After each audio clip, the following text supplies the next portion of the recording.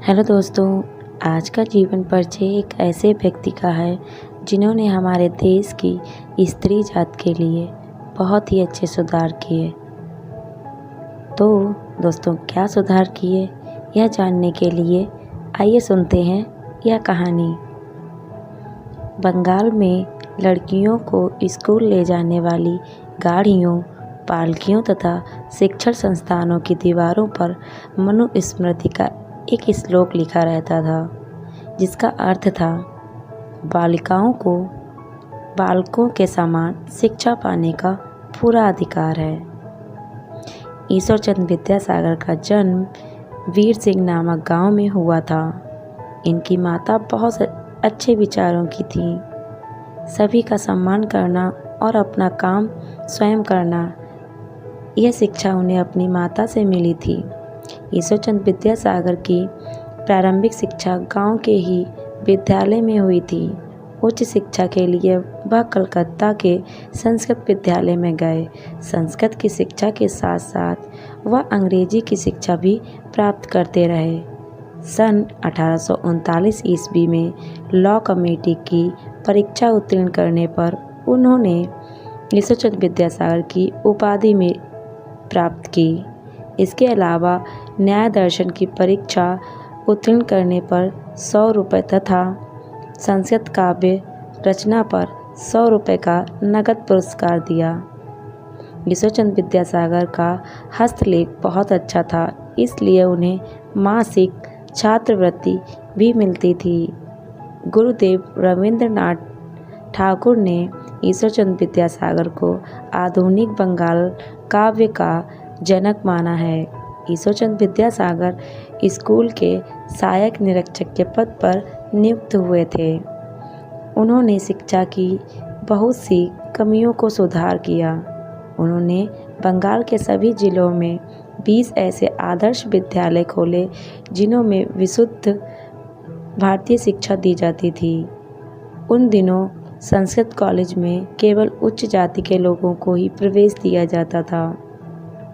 ईश्वरचंद्र विद्यासागर ने इनका कड़ा विरोध किया। उनका कहना था कि हर जाति के हर व्यक्ति को हर प्रकार की शिक्षा प्राप्त करने का अधिकार है। बंगाल में बालिकाओं की शिक्षा को प्रोत्साहन देने का महत्वपूर्ण कार्य ईश्वरचंद्र विद्यासागर ने किया। इन्होंने अपने समय में अनेक क्षेत्रों में सुधार किए। शैक्षणिक सुधार, सामाजिक सुधार और महिलाओं की स्थिति में सुधार। ईश्वरचंद्र विद्यासागर जानते थे कि बालिकाओं की शिक्षा से ही समाज में फैली रूढ़िवादिता, अंधविश्वास और कुरीतियाँ दूर की जा सकती हैं। देश में को समृद्ध एवं योग्य नागरिक प्रदान करने के लिए बालिकाओं की शिक्षा जरूरी है। उन्होंने बंगाल में ऐसे 35 स्कूल खोले जिसमें बालिकाओं की शिक्षा का प्रबंध था। वे बालिका शिक्षा को प्रोत्साहन देने के लिए मेहनती और मेधावी छात्राओं को पुरस्कार भी दिया करते थे। उन्होंने कलकत्ता विश्वविद्यालय से सबसे पहले एमए की परीक्षा उत्तीर्ण करने वाले चंद्रमुखी बोस को पुरस्कार दिया था। ईश्वरचंद्र विद्यासागर ब्रह्म समाज नामक संस्था के सदस्य थे। स्त्री शिक्षा के साथ साथ उन्होंने विधवा विवाह और विधवाओं की दशा सुधारने का भी काम किया। इसके लिए ईश्वरचंद्र विद्यासागर को बहुत सी कठिनाइयों का सामना करना पड़ा। अंत में विधवा विवाह को कानूनी स्वीकृति प्राप्त हो गई।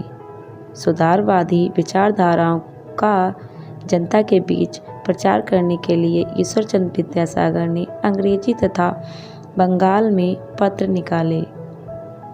ईश्वरचंद्र विद्यासागर का कहना था कि कोई भी व्यक्ति अपने कपड़े पहनने, अच्छे मकान में रहने तथा अच्छा खाना खाने से बड़ा नहीं होता, बल्कि अच्छे काम करने से बड़ा होता है। एक बार ईश्वरचंद्र विद्यासागर गाड़ी में कलकत्ता से वर्धमान आ रहे थे। उसी गाड़ी में एक नवयुवक बहुत अच्छे कपड़े पहने बैठा हुआ था। उसे भी वर्धमान आना था। स्टेशन पर गाड़ी पहुंची। नवयुवक ने अपना सामान ले चलने के लिए कुली को पुकारा। स्टेशन पर उस समय कोई कुली नहीं था। ईश्वरचंद्र विद्यासागर ने उससे कहा कि यहाँ कोई कुली नहीं है, आप परेशान ना हो, आपका सामान मैं लिए चलता हूँ। नवयुवक खुश हो गया। उसने कहा कि मैं तुमको पूरी मजदूरी दूंगा। घर पहुंचकर वह नवयुवक ईश्वरचंद्र विद्यासागर को पैसे देने लगा और उन्होंने पैसे नहीं लिए। अगले दिन वर्धमान में ईश्वरचंद्र विद्यासागर के स्वागत के लिए बहुत से लोग एकत्र हुए। वह नवयुवक भी वहां आया। उसने देखा कि यह तो वही व्यक्ति है जो कल मेरा सामान लेकर आया था। नवयुवक को बड़ा आश्चर्य हुआ, वह लज्जित भी हुआ। जब सभा समाप्त हुई तो ईश्वरचंद्र विद्यासागर के घर गया और पैरों पर गिरकर क्षमा मांगी। ईश्वरचंद्र विद्यासागर ने समझाया कि अपना काम स्वयं करना चाहिए। ईश्वरचंद्र विद्यासागर 19वीं शताब्दी की महान विभूति थे। उन्होंने अपने समय में फैली अशिक्षा और रूढ़िवादिता को दूर करने का संकल्प लिया। अनेक कठिनाइयों का सामना करते हुए भी उन्होंने शैक्षिक, सामाजिक और महिलाओं की स्थिति में जो सुधार किए, उनके लिए हमारे देशवासी सदैव याद करेंगे।